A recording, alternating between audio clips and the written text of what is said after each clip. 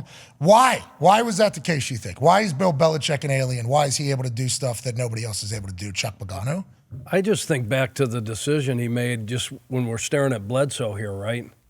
When he gets injured and he plugs in Tom, and then Bledsoe comes back and he's healthy, right? And he says, So the decisions that have to be made when you sit in that chair and the decisions that Bill made over the course of those 24 years there, not everybody's built like that. Not everybody's wired like that. Not everybody can go and grab Corey Dillon. Like Corey Dillon was like, nobody wanted anything to do with him, right? What does Bill do? He grabs him, brings him in, and he has an unbelievable season, right? 1,400 yards. Okay, Randy Moss. I'm in Oakland at the time, 05-06. It's the end of the 06 season. Okay, he trades for him, gives him a 4th-round pick for Randy Moss. So Randy Moss is like dead, right? How many touchdowns? He brought the record all of the them. year. Yeah, in all the 23, I think. Yeah. This one, this was every year, every weekend. And you can go on and on about the decisions that have to be made. You said he was always 2-3 years ahead, okay, with knowing when a player's like starting to do this.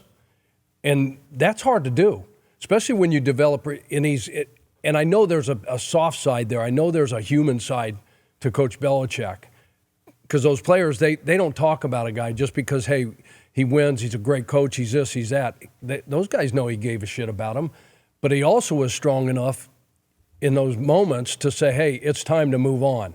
Or you know what, this guy's got something left. We're going to bring him to our place, and he's going to excel here, and then we're going to move on. It might be 1 year, big deal, but then you win a championship with him.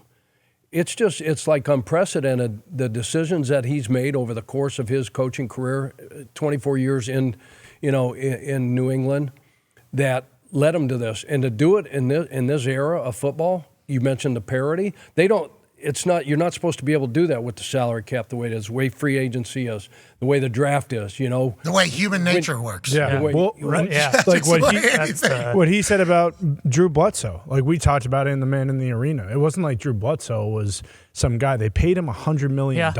Like they paid him $100 million. He comes in, beats the Steelers in the AFC Championship after Brady gets hurt, and then still has the gall to make the decision like, yeah, we're still going to go with Tom. Normal humans don't, like the rest of the dudes, the 31, most of them don't do that. And that's like credit they don't to Kraft. Nobody watched more tape. Nobody spent more time. Everybody's going to tell you but how many years? How many years? 49 consecutive seasons he's been coaching in the National Football League. Now, I coached 18 total, right? I went 16 straight and then got whacked in 17, took 18 off, and then 2 more years in Chicago, right? That's 16 straight, right? He's got 33 more than that, okay? And still going. And you mentioned, hey, there's a sigh of relief, right?